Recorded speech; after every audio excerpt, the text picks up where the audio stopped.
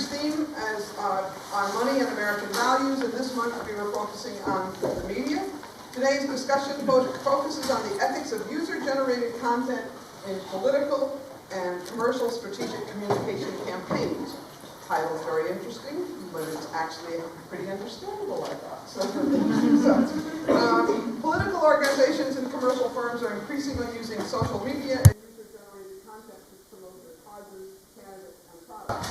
Today, two journalism professors, Daniel Priest and Darren Barber, discuss how these strategic actors disseminate content that appears to be user-generated, create undisclosed partnerships with blogs and other news outlets.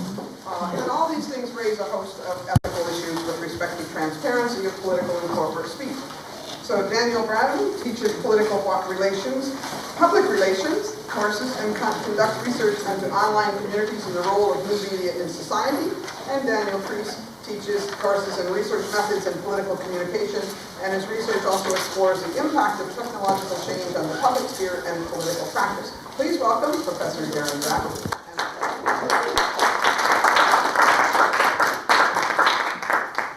Okay, thanks for coming, especially the journalism folks, taking up a good chunk of the room. I appreciate it.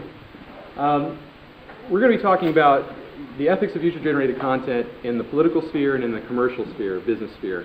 And I'll start off with more of the business side of things, the public relations side of things, especially, and look at some instances of social media and user-generated content that raise some ethical questions.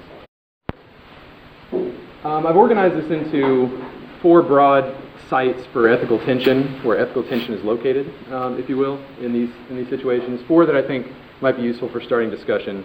The exploitation of labor, or the question of is exploitation happening, the instances of malicious reviews on peer-reviewed sites, peer rating sites, and then the other side of that coin is deceptive promotion among those sites, and then the whole concept of these situations allowing PR folks and businesses to offload responsibility and blame, especially when things go wrong, to these crowds, these online communities. So I'll illustrate this by talking about some cases. I think cases are easiest to sink your teeth into to think about these.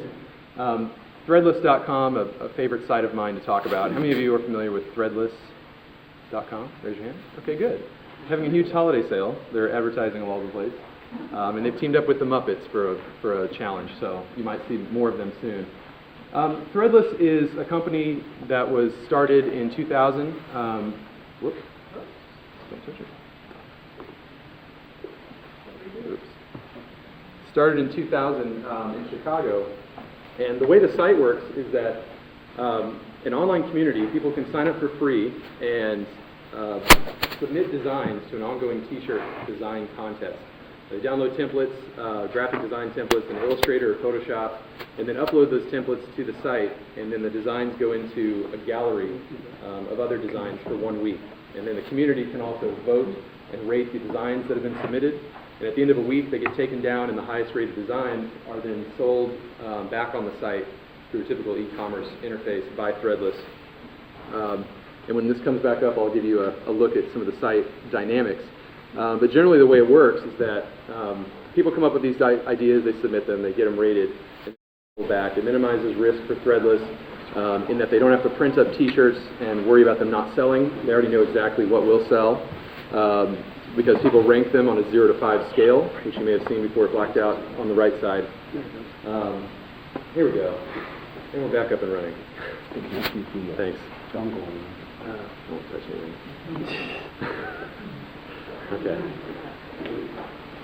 Okay. So on the right-hand side, when you look at a typical design, this one is a Cyclops. I always like to pick my favorite of the day. You can rate them on a 0 to 5 scale and also click an I'd buy it button, which means that if it is eventually printed by Threadless and sold on the site, you'll get notified before anyone else so that you can go buy the shirt. The question that's really raised here in an ethical, the ethical question that's raised is whether or not massive profits equal an ethical problem. Some people have called Threadless and sites like it exploitive. They exploit people, the creative professionals on the site who submit their designs. But then when you talk to the people who are on these sites, the question, you ask them, how do you feel about it? They feel actually quite pleased. So to give you a sense of scale here, when a shirt is sold, it wins a contest and is printed, Threadless will give the winning designer $2,000 in cash, another $500 in Threadless gift certificates, or you can opt for $200 in cash payout. And then each time that it's reprinted, so after the run sells out and they reprint it later in the year, let's say, you'll get $500 each time it's reprinted.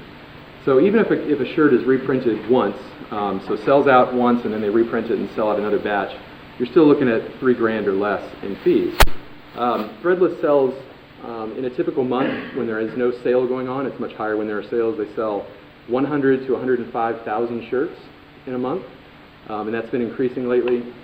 The last figures that are available are from 2006. In terms of their profits, they made $18 million in profit, had a staff of 20. The founders have now, they're off doing great things at the ripe old ages of 29. So this company, the question here is whether these graphic designers are being paid fairly for what they do, generating enormous profits for Threadless. Of course, they're voluntarily submitting, but it does raise that question. Another instance of user-generated content that kind of raises some questions about exploitation and labor would be the user-generated ad contests that have been going on. So Doritos Crash the Super Bowl is a good example of this. Familiar with Doritos? Crash the Super Bowl, you've probably seen these commercials. They hold a contest where you can submit completed 30-second commercials to the site, and then the fans vote on the best commercials, and the best rated ones end up getting aired during the Super Bowl, and there's a pretty hefty cash prize that goes to the winners. The difference between Threadless and a user-generated ad contest like this is if you read the fine print, they're actually quite different. Both involve creative professionals submitting ideas that a company can then take hold of when they win. But what about when you don't win? What if you submit a commercial, does Doritos own it if you don't win? If you submit a design on Threadless, does Threadless own it? Threadless's terms say that they don't own anything unless they actually choose to print it, okay? Whereas the user-generated ad contest at Doritos says that they do own everything. So you have people putting in tons of time to develop these commercials. Even if they don't win, Doritos still owns it and still may air it down the road. And so this raises the question of, are these producers being exploited for their work and their talent? But the more interesting question here is really, is it exploitation? I've heard this debated in a couple of circles now. Some people will say, well, people are willingly doing this. This isn't a sweatshop. These graphic designers at Threadless willingly submit their ideas. They understand the prizes going in. They understand they may not win. They understand they're investing their time. In looking at motivations for why people participate in these things, they range. Some people do it for the cash. A lot of people do it to build their personal skill or to build their portfolios to get future work. So the motivations are complex. So I think the claim about whether it's exploitive is a much more complicated one. But at least in terms of the transfer of copyright, I think that question has been tackled by groups such as NoSpec. No-spec.com has been started by graphics design professionals who are kind of kicking back against these design contests that are trying to get people to submit ideas without the promise of pay or fair compensation, who sacrifice their rights just by participating. And they argue that it's driving the whole industry down. People are bidding for lower and lower rates, that kind of thing. So I guess I raise this as a question of, do you think this is exploitive? Is the idea of making big profits necessarily unethical compared to people who do the labor? Second domain, malicious reviews. Bedbugregistry.com is a very simple site that was started. The bedbug story was news, I guess, a year and a half ago. Big time news, especially in New York City, where you can see the map plot of where bedbug reports were. People would go onto this site and post a review and say that we had bedbug infestation in our room in New York City in a hotel. That hotel would suffer tremendously from that. And a lot of people started raising the question of, are these reviews legitimate, or is Marriott posting reviews about Sheraton across the street to try to get them seen as a bedbug hotel, especially because the ick factor is so strong. It repels people. I've also seen this happen with TripAdvisor in the upper left. One blog actually mobilized their friends to get 200 fake reviews of resorts and vacation properties posted to TripAdvisor to see if TripAdvisor would catch them, and they didn't. So this was kind of their graphic that they made for their site, claiming that they got 200 fake reviews. And then Yelp has gone through similar issues of people claiming that restaurants have been sabotaged by these fake reviews, often by competitors who go on to trash their competition across the street. So the question here is when you have user-generated content and user-generated ratings, in an era when we're so reliant on peer review and recommendation, is this the right thing to do? How do we navigate through it? How do we become more literate? And yet, how do we get access to information like bedbug reports, which we all want to know? The other side of this coin is the idea of deceptive promotion. Subvert and Profit, another favorite evil company. Subvert and Profit is a system that games social media or social news sites like Dig, StumbleUpon, YouTube videos, all those logos, they actually game those sites. And the way this works is it's an add-on to a Firefox browser. You can choose to sign up at Subvert and Profit and be a profiteer, a subverter, and get paid anywhere from 25 cents to 50 cents to go in and click a Dig story and dig a story and rate it higher up in the rankings. So legitimate companies are paying Subvert and Profit to dole out these votes. Subvert and Profit is taking half the cut. And in the meantime, these stories rise up the rankings of places like Dig, and as soon as they get high enough, people start seeing them. People assume that it's kind of a democratic place where the best ideas do rise to the top, they're organic, and that just simply is not the case in a place like Subvert and Profit. An interesting mythology surrounds Subvert and Profit too. As of today, I still don't think people know who exactly runs the site.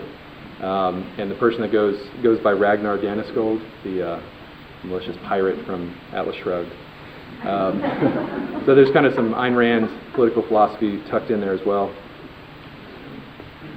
In this last issue, which is kind of a broader one, not so much focused on a single case, is when you have a user-generated content scenario, the PR people that run this, the businesses, can offload the blame when they need to and take credit when they need to. By outsourcing this whole process, they get to kind of pick and choose what they want to bring back in the fold and celebrate. So when things go really well, the company gets to claim that they've done this really great thing with user-generated content and they've got these new ideas. When things don't go so well, so when the user-generated content is blah and they don't want to use it, when the user-generated content creates stereotypical images or circulates kind of bad fodder, they can just distance themselves from it and say, well, that's what they did.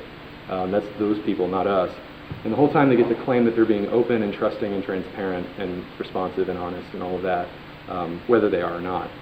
So that's kind of the last question that I raised, and this kind of leads to, do we need ethical codes? The Public Relations Society of America has an ethical code that its members are supposed to abide by. These are the tenets of it.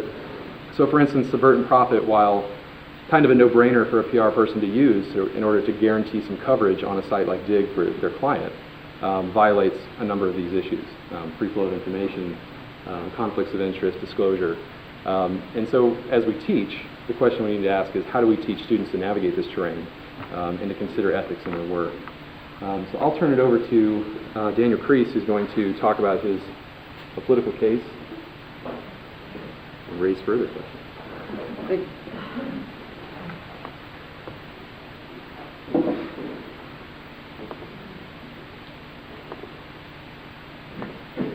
All right. We thought that our talks would complement each other nicely because Darren sort of framed some of the larger issues and questions that take place in this space of online strategic communications.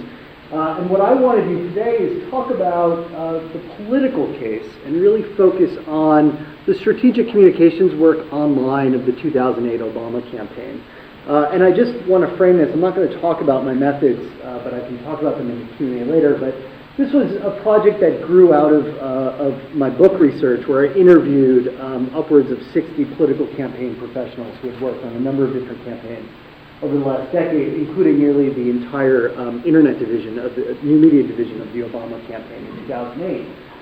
And what I present here today is really drawn from the Obama campaign strategic new media use, although a lot of what I talk about is not specific to how that campaign ran its campaign operations. So I want to do three things today. First, I want to talk a little more generally about the network public sphere and what is it, and set up a way to talk a little bit about what might be changing with online strategic communications. The second thing, I'll go in depth on the 2008 Obama campaign strategic online work, and end by talking a little bit about some challenges to the transparency of political communication that we see with changing socio-technical shifts in online communications. So real briefly, as an overview, what is different about this network public sphere? The network public sphere refers to a network space for the production of public discourse. So in the past, Habermas talked a lot about a public sphere where people would meet in cafes, and later theorists talked about in terms of news media, such as print culture. Now, Yochai Benkler, among others, have talked about the network public sphere being the primarily networked, interlinked, computer-mediated spaces where we get together and produce public discourse. A couple of things about this make it unique and different is that we see a proliferation of channels and actors. So in the past, producing public communication was very expensive. You had to own a newspaper or own a media company in one way. Now, it's essentially really easy and low cost to set up a blog that, in theory, could disseminate information across the globe. At the same time, what we see among the literature and communication is that there's a mutual dependence of actors. The idea that you can easily link to other people's information, copy and paste content onto your own blog or other people's blogs, means that actors now are co-producing political discourse and information. So journalists, for example, will often write about what's going on political blogs. Content flows across sites and becomes more networked as a conversation.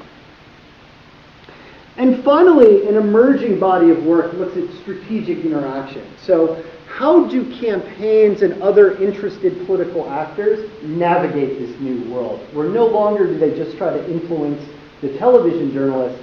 Now they have to come up with ways to speak to different publics and to new ways to drive news cycles. So I'm going to talk a little bit about how the Obama campaign in 2008 approached this.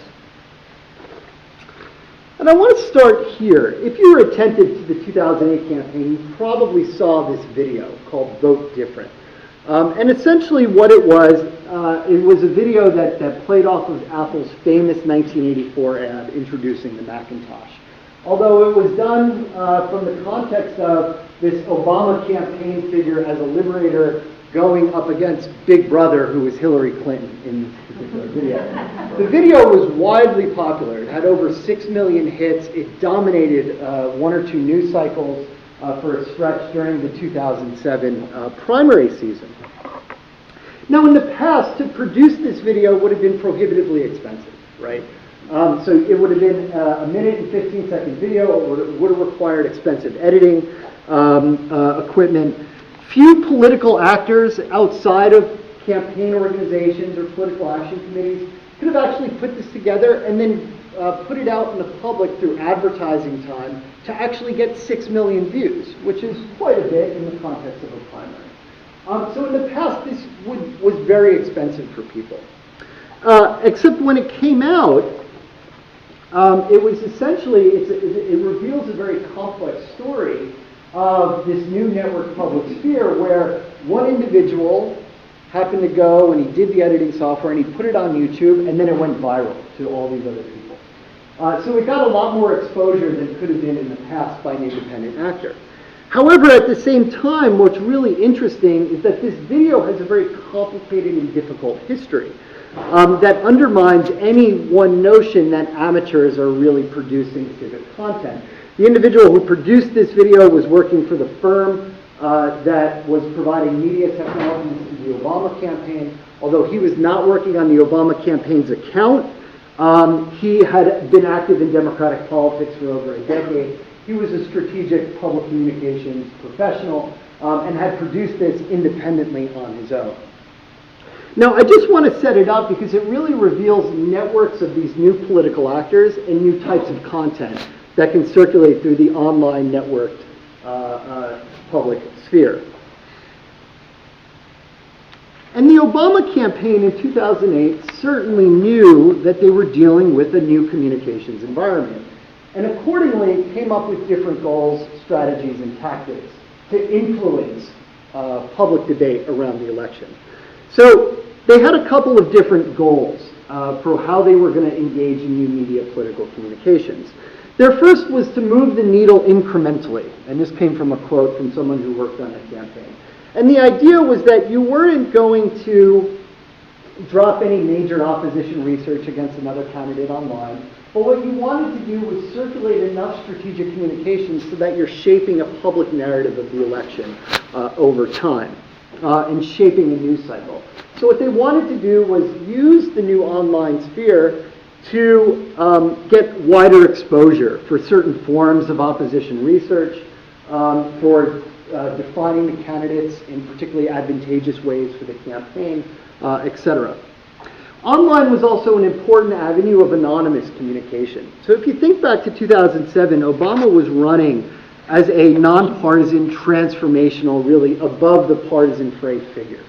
So what the campaign wanted to do was to circulate its own strategic communications and information in a way that could be done discreetly and out of view of the professional press, who of course could hold them to account. So the campaign itself wanted to avoid a lot of negative campaigning and wanted to circulate its own strategic messaging in a way that really obscured the origins of this political speech. Now, they had two different goals depending on the context of the election. During the primaries, they wanted to appeal to the sites in what is known as the netroots.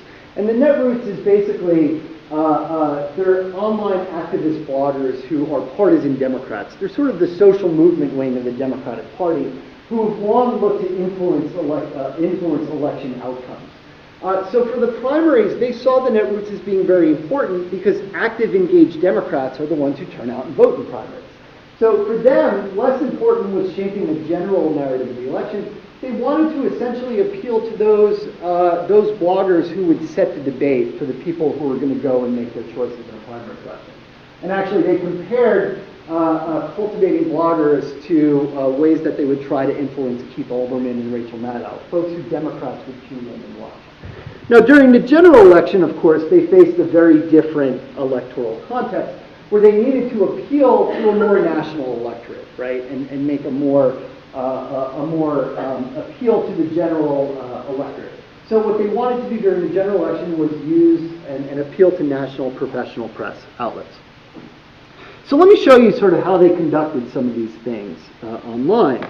So one of the ways that the campaign sought to achieve avenues for the circulation of its strategic communications content was to cultivate particularly important bloggers. So Daily Post is the largest progressive online blog. It has something like 10 million page views a day during the height of the election season. Enormously influential and well-trafficked. And the campaign knew this because they would track the metrics on hits to their websites and their videos and could see how much traffic Daily Post was driving to their sites.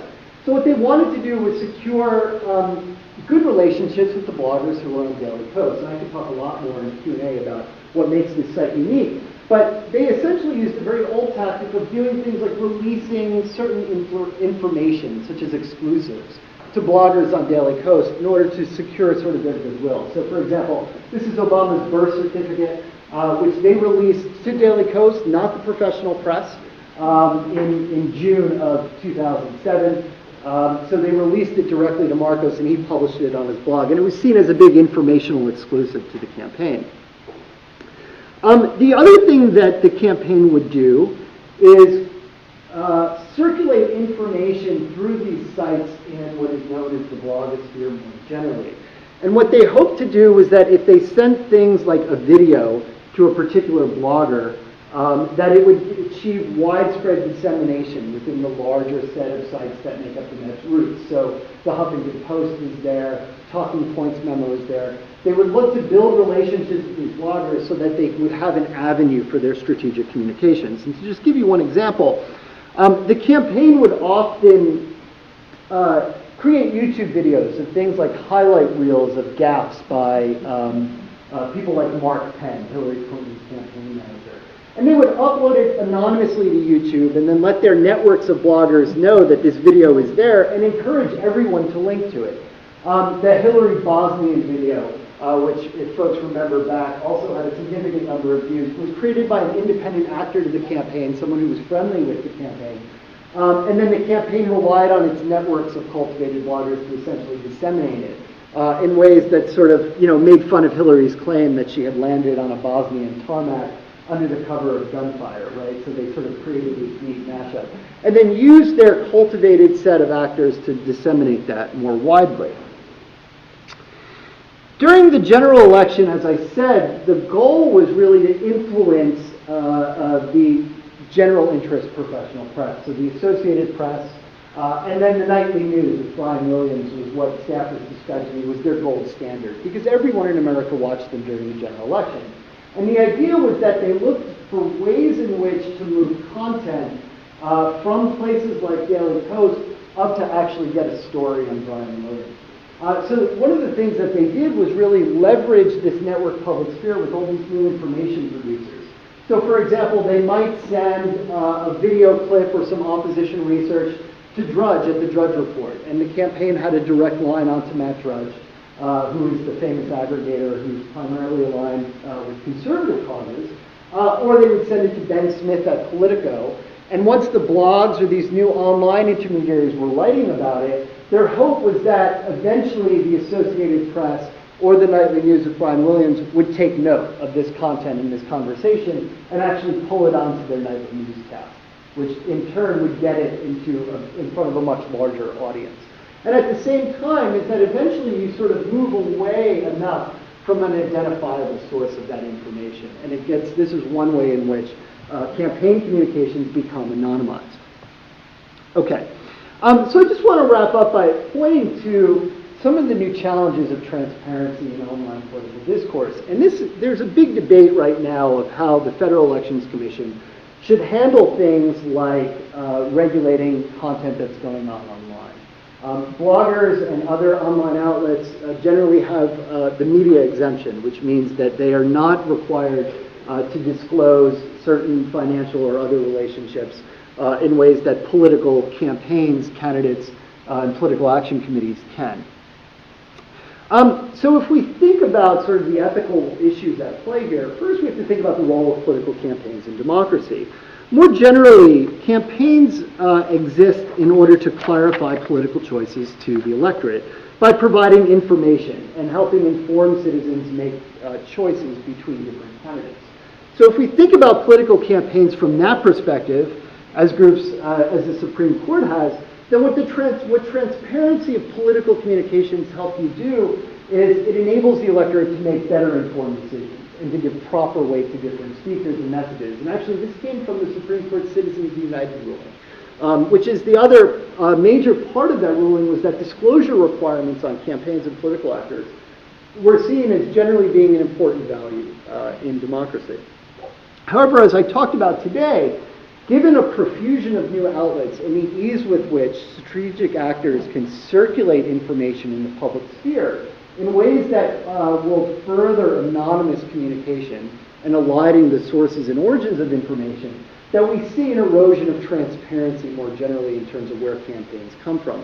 And there's a big disconnect between political advertising, which everyone sees, where the candidate has to say, I'm Barack Obama and I approve this message.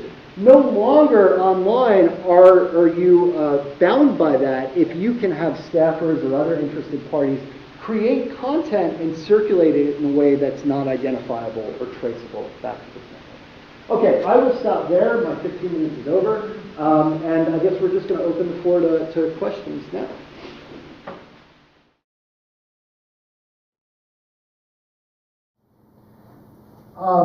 Yeah, I mean, it's something that a lot of, so there's an active debate over, it's notoriously tough to regulate speech online, and in general, I think the FEC and many legal academics have argued that, you know, the threats to closing off First Amendment protected expression outweigh any potential benefits in this case for now, and that there hasn't been a lot of good empirical looks at what campaigns are doing. This is one of the first. There's been only about 3 or 4 studies that look at this level of detail, sort of what campaigns do. So I think there needs to be a lot more debate about that. But there are perhaps, I mean, it could be where, you know, the FEC found a way to either create, you know, a watermark requirement on any communications that take place online that a campaign produces, much in the way that online advertising now comes with a, I'm not in any means an expert in this area, but they now have an identifiable, you know, watermark that's tagged to all online advertising in a way that a consumer can click on it and learn more about why they're receiving this ad and about why the data works. So it could be something like that, but it would be a big problem and challenge.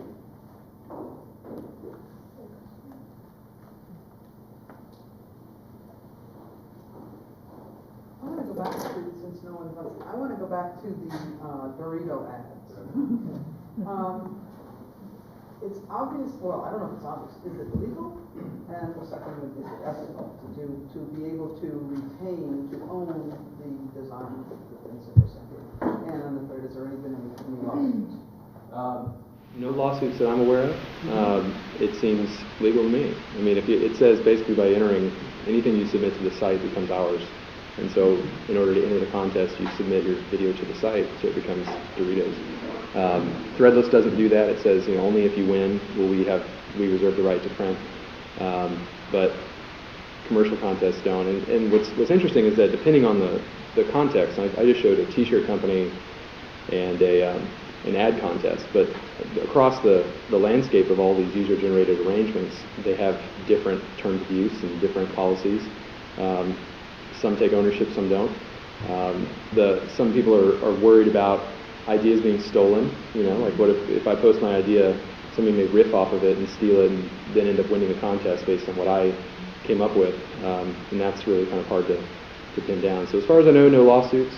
As far as I know, it's legal, ethical. I think that's the question. I don't know if I want to come down on a side with that. And I think the reason is because you'll ask somebody who makes these commercials, why did you submit, knowing that you basically lose the rights to your stuff? And they'll say, well, I know that, but I do it because I get to claim in my portfolio for future employment that I entered a contest, or I got 5,000 votes on a contest, or something like that. So because people are motivated in different ways, I think that kind of muddies it up a bit. I don't think it's quite that simple, though. For example, when you upload a video to YouTube, I believe you're relinquishing the ownership to YouTube. And how many people actually read these long legal disclosures that would take probably an hour to read it carefully and you still probably wouldn't understand unless you were a corporate attorney? So my question is, in terms of the ethics, it may be full disclosure, but is it fair? Is it fair to consumers to have them basically have to have a lawyer review the click before they click it and protect their rights? In other words, are they relinquishing rights not really knowing what they're doing? Is that fair? I would say most people assume that they get to keep what they submit, but if you read the fine print, they don't. I knew that Doritos kept all the submissions, but I had to actually, refreshing for this presentation, I had to go back and look it up to make sure. I couldn't find it. I had to keep digging and digging through this, lots of scrolling fine print. I actually had to just do a Control F and find on the page where it was. And it was hidden in a weird subheading. So it's very hard, even if you're going looking for it. And nobody reads all that stuff before they submit. They're more focused on the commercial. So fairness, no, it's not fair. Just to make the point that it's not a new problem. When advertising agencies put the client puts their account for bid, and the ad agencies go and they present. Usually, in many cases, the stipulation is that the agency is going, even if they're not going to pay you for your pitch and you didn't win the business, you still see problems happening down the road where that idea shows up and it's been stored somewhere. I would say the difference though is an advertising agency usually has a legal team that's looking at contracts, whereas that knowledge is not necessarily a skill set. I would think most people would assume it's still yours, like Seinfeld episode. The interesting outcry has been for more professionalism. This kind of, we need more of a professional kind of banding together. Graphic designers need to be professionals. They need to band together, read these things, know their rights.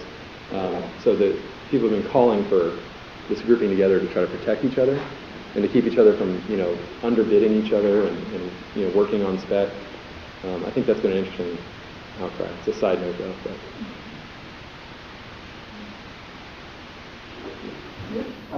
Back to the politics for a second. You raised so many ethical issues.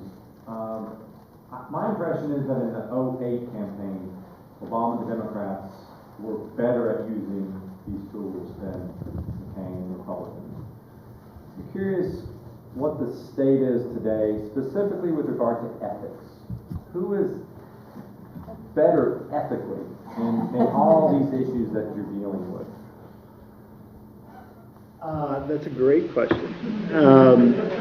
So I will say this. I mean, you know, the bulk of my research was done on the Obama campaign, and they made it a point, and I believe them. I never saw anything to the contrary. That, you know, it was never about false speech. It was never about deliberately deceptive speech. It was about drawing contrast between the candidates. And they certainly, you know, saw what I talked about today as being within the legitimate realm of communication, strategic communications. Now, what I don't know on the Republican side in 2008 is, you know, who were behind attacks like, Obama's a Muslim, for example. Whether that was officially coordinated by one of the campaigns, whether that was outside interest groups, etc. So I'm not sure in terms of where, but that stuff was certainly out there and very visible in those ways. In terms of where we are today, you know, I'm just not qualified to speak on that. I mean, I don't honestly know what's going on in terms of the campaign landscape within the primaries on the Republican side.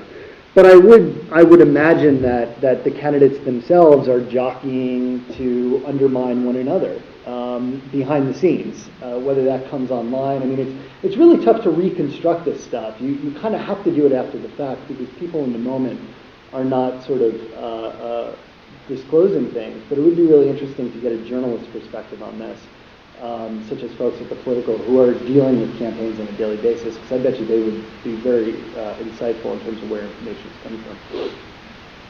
There was an example recently. I can't remember which Republican candidate did this, but they had Obama. They quoted Obama saying, "If we talk about the economy, we lose." Yeah. He was quoting McCain. Yep. So That was Romney's campaign, I believe, that did that. Yeah, and you know, he got called on the falsehood of that, but they stood by it. Although that, to me, was clearly, I think that was clearly a deceptive ad. You know, as far as I know, like the Obama campaign never pulled something totally unrelated out of one of their stock videos and used it in a way that I just don't know of that happening. That to me, and the press called them on that, I think, rightfully so. This is where it gets a little sticky. You can, because of YouTube and technological change, you can get the old commercials. And the networks have a bank of things, so they can check what a candidate says today against what it said tomorrow. We can't do that, for instance, or couldn't do that with Jesse Helms, for instance, because the technology wasn't there. He could go back and capture his old TV editorials. So in one sense, there's the opportunity for greater transparency. But I'm more interested in your last bullet there, and the erosion of transparency comes, it seems to me, in several forms. One is in Citizens United ruling, so that you can't tell how much money is being spent on a campaign simply by looking at the candidates' reports, which I've done for 30 years. And I'm thinking about the governor's race next year, and I don't know how to get at it because they aren't all reported in the same place. And I know that what Beverly Perdue spends and what Pat McCrory spends on their campaign isn't the whole story. Right. Secondly, I worry too that so we've blurred the lines there, and we're also blurring lines, it seems to me, by a tendency to criminalize politics. as distinct from debating it over ethics. Let me just give you an example. 3 of Governor Perdue's campaign people are under indictment right now. One of them, as I understand, one of the indictments has to do with a friend of the governor hiring a person to work on the campaign but putting them on a private payroll, so that the campaign was getting the value of her services without being paid for it. But you in your presentation described 2 or 3 cases in which a worker in a company not associated with the campaign gave some value to the Obama campaign, and it probably wasn't reported. And I don't know how to unpack that. You know, because I think a lot of that goes on all the time, and you know, in various forms. And to say one type of way of doing that is illegal and another type is legal, it just doesn't compute. Yeah, all great points. You know, I'm not an elections lawyer. I'm very far from it. You know, so so I don't know, you know, the specifics of what the reporting requirements would be. I can say that, you know, the challenge that the FEC and other folks have grappled with is what distinctions are meaningful, so that, you know, a lot of this online work are about in-kind contributions, disseminating a video, producing a video. If you're an activist, then you really support, you know, Barack Obama, and you want to create an independent video. The FEC has said we're not going to touch that. We're going to see that. We're going to view that as being, you know, a legitimate political expression. That's not. There's no financial relationship there. It's more of a you know, it's an activist sort of relationship. And the FEC has said online that we're not going to touch that. As to how this applies to your cases, I don't know. I mean, it should be, you know, my gut inclination tells me that the more, I say we should disclose directly coordinated relationships, and directly coordinated means, like, you know, if you're passing along content to be disseminated, it should come perhaps with a watermark or something like that. But it's a really thorny area. I don't have a good answer to that. I guess it would be what the public expects, right, in some ways. So, one of the things that I've been thinking about in relation to this is, it appears that Google and Facebook and Yahoo News and all kind of major search engines and networks are tailoring the content to the user, and they're only showing you what they think you want to read. So you don't really get the complete picture. Like, it strikes me every time. I once happened to notice this when I was at a friend's house, and she's a conservative person, and clicked on something on Google. We were looking for something, and it just struck me that the links that she got were very different from the ones that I would get if I typed the exact same thing in the Google search bar.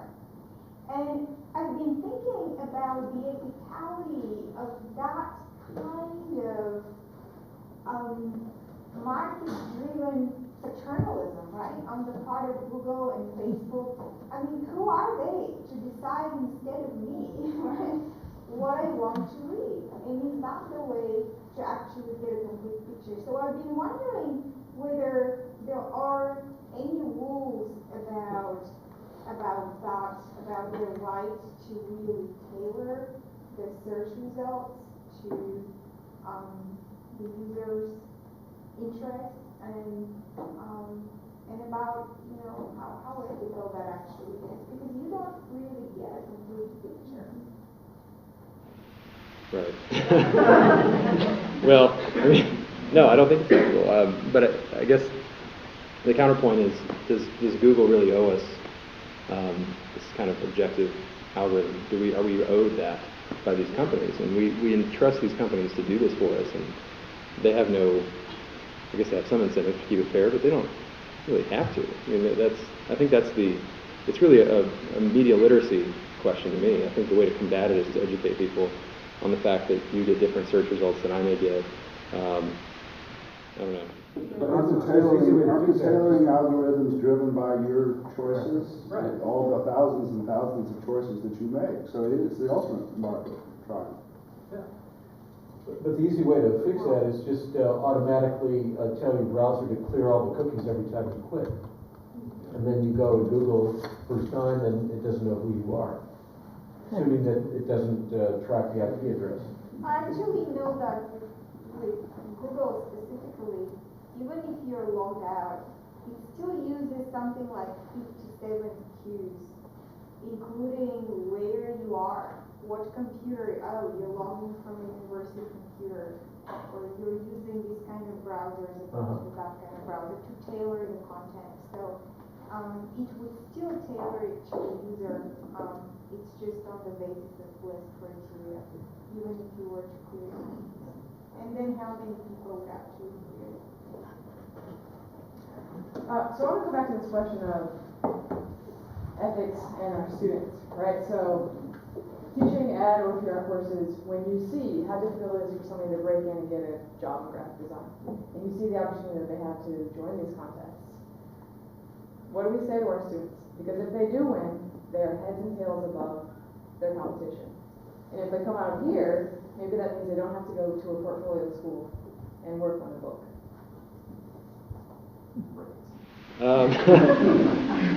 I battle this all the time when I teach PR classes, is to what extent do I teach my students how to get a job or how to please a client and be promoted within an organization because they're doing so well for their client, and then balancing that with the idea that no, you shouldn't pay for dig votes. You shouldn't be entering contests where you're working for free on the hopes of winning just to build your portfolio. I see it as a big tension, and I don't honestly know. I feel like if I tell my students about something like Subvert and Profit, that I've kind of already infected those who are going to be inclined to use it are going to use it now. And so, but I should teach it because it's an interesting tool and it's being used in this profession. Or entering contests. I mean, how do they build portfolios and be able to claim that this logo won a contest without doing it, right? And the ways that they can enter these free contests are by sacrificing what they post, maybe. So go for these kind of easy opportunities that really kind of exploit them along the way. I think it's an I don't know, and I struggle with it. I think the best I can do is just try to present both sides and try to empower them to make the right choice. I mean, I don't know. It's hard though when you got to pay the bills. You got to get a job. You got to impress your client. That kind of thing. It's a tough one. Late, you might have covered this, but whether it's PolitiFact or FactCheck.com or other things like that, if either of you looked at, again, sort of the old style that obviously media have been doing this for a while on TV ads for several cycles, and now obviously the difference between a posted video and a TV ad is pretty meaningless these days. And just wondering where, again, that sort of third party, but also it's oftentimes an extension of media, because obviously it creates a story. Is this a fair ad or not? What have you looked at, if at all, in that dimension of this? Well, I mean, as far as I know, the general campaign approach to those sorts of things is they would rather have the media than the fact check. Like, they don't care about the fact check. Like, the Swiftboat Veterans for Truth in 2004 was originally an ad buy in 4 Midwestern states to the tune of under $100,000. And yet, like Pew surveys had shown that something like upwards of 90% had heard of the Swiftboat Veterans for Truth. It utterly destroyed John Kerry's credibility, I think, on that issue, and at least some of the public opinion surveys that I had seen on it was that it was very damaging to Kerry's reputation. As far as I can tell, every journalist who looked at those ads said that they were complete nonsense, that they were just non-stories, and yet it was a wonderful example of how circulating an advertisement that even was replayed in the context of talking about a controversy was very advantageous for the Swiftboat Veterans for Truth. And everything that I heard from talking to campaigners was that producing controversial videos, in the end, by getting journalists to talk to them about, gives them far more free advertising than it ever hurts the credibility of the person who sent it. Now, perhaps some folks like Dr. Reif also has information here about like the psychological effects or content effects on the basis of that. But as far as I know, the literature suggests that people don't remember the claim of the fact check, but they tend to remember the charge or the accusation. Yes, I was just curious whether there's any research of a comparative nature of the involvement of the net in political campaigning in the United States as opposed to Europe. I'm a European, and I was very intrigued to follow the 2008 campaign and all this net stuff there. And I thought this is very unique. This is very different than could sort of proceed in a European context. Even though I'm not sure whether you've heard of this, in Germany just a new party was established. It's a completely internet party, it's called the Pirates. It came out of nowhere on the won several elections. So I'm just curious whether there's some sort of comparative research. There's not enough, and in fact, I have a number of colleagues at German and Danish and UK universities that were sort of putting the early stages of putting together a global survey of consultants who do new media work for campaigns together to start to get at this question. One interesting thing that I've found in my own work is that the folks who do campaigns like Obama's then go to other places. So for example, the same firm that did Obama's strategy online went to Brazil and did the Brazilian presidency's campaign, and do this often. So that there's to some extent an international transfer of political knowledge, skills, and expertise. But check in with us a couple years from now, and maybe we'll get at your answer of how we can compare it. The big barrier has been that, you know, elections in the States are just very different. We have candidate-centric elections here. I think that lends itself in some ways to something like the Obama campaign emerging than in a parliamentary system. I mean, it strikes me as that, again, I'm not in reach, but it seems very plausible to suppose that there would be first incentiveness of American citizens. Yeah. In some ways, like this, but there's a little more parties than there's. Yeah. Yeah. Yeah. So, I mean, a whole bunch of us suspect that. Showing that empirically, I think, is the challenge. And that's what we're trying to get at. I think what you are seeing is something that is widespread, because if 10 years ago you were an artist in Nashville, there are certain companies that would generate buzz online, like Wall Street Journal almost 10 years ago had an article on Christina Aguilera being promoted. So people, they sent buzz saying that, do you know Christina Aguilera? Her album wasn't released and she was forced on the charts. And you have these old time-tested techniques. And I was thinking about the Doritos thing. I mean, how is it different from the Ovaltine, contest for a slogan almost 30 years ago? I mean, it's basically you're trying to generate the public to participate, and there you get some buzz about your product, and then you are using the creative product. And also, if you read those contracts, I may have participated in some of them and failed, but if you read those contracts, it says the same thing, that it becomes the property of Ovaltine or whatever. So I think we are getting new tools to do the old thing, but now, earlier the Ovaltine ad was only for a writer. Today, the writer is defined as a creator who can do video, who can do anything, who can manipulate vote different ad in one afternoon, as the creator said, and he just did it at his home computer, so he was not responsible for what was happening in his office, and he got out of it. So you can almost do this. I mean, the other thing that bothers me is now you have surveys, like electronic surveys, or somebody will phone you and ask you questions that will bias you against the candidate. And I think the purpose is not the answers to, they want to bias you by asking that, do you know this guy is corrupt? Yeah, I mean, there's multiple. I think there's multiple purposes for these types of things. I mean, I don't think it would be cheaper, given the amount of money that Doritos has put into promoting the contest. And they're still buying the Super Bowl ad time, but they just didn't hire a Madison Avenue firm to make the ad.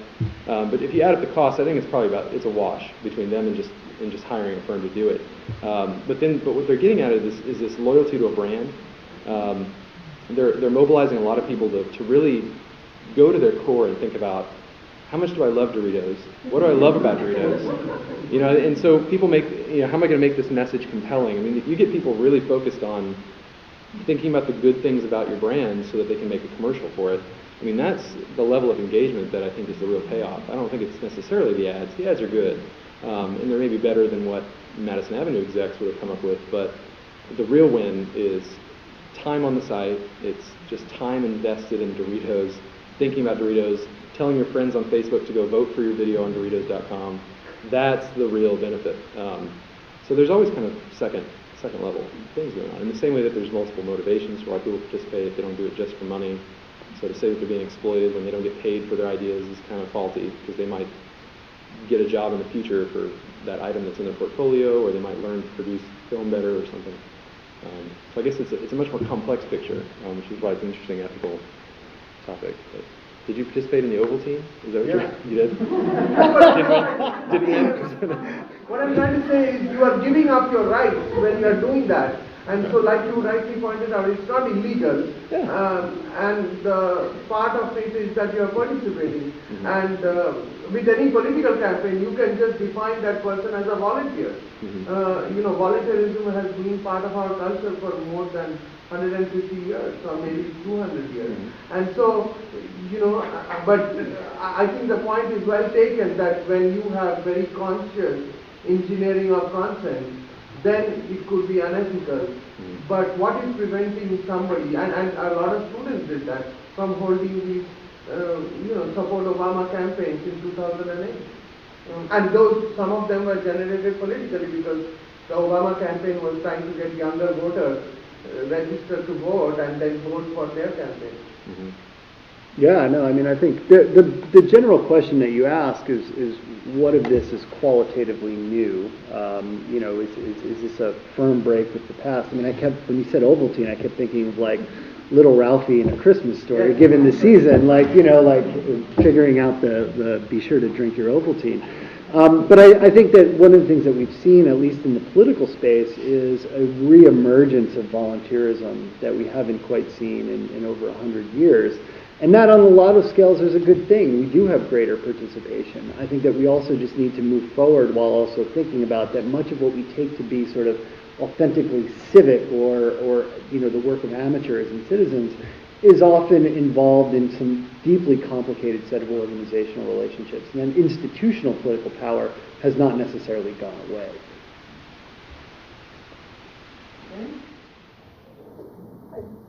Just to follow up on that last comment, I mean, I think that also within the political sphere now, it does look like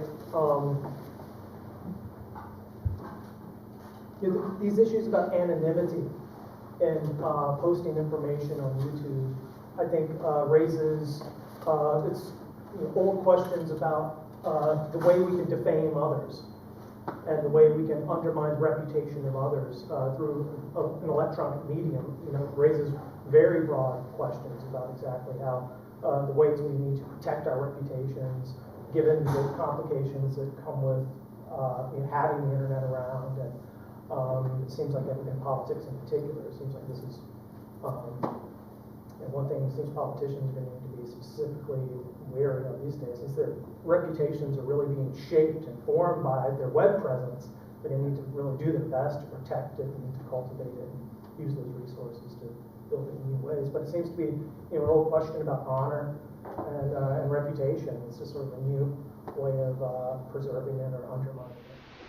Yeah, and I'll just follow up on that by saying that, you know, there's been a lot of wonderful work about how vicious politics has always been. And you know, it's all about, you know, defaming. And I mean, if you go back and read like the Lincoln, the Stephen Douglas and Lincoln debates, I mean, they were constantly talking past each other and you know, like undermining one another's arguments in ways that, you know, comes nowhere near this ideal of rational critical debate.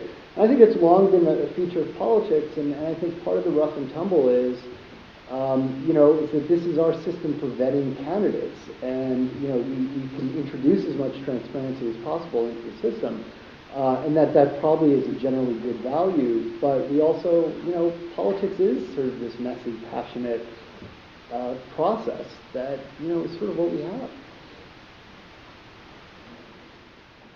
Thank you very much.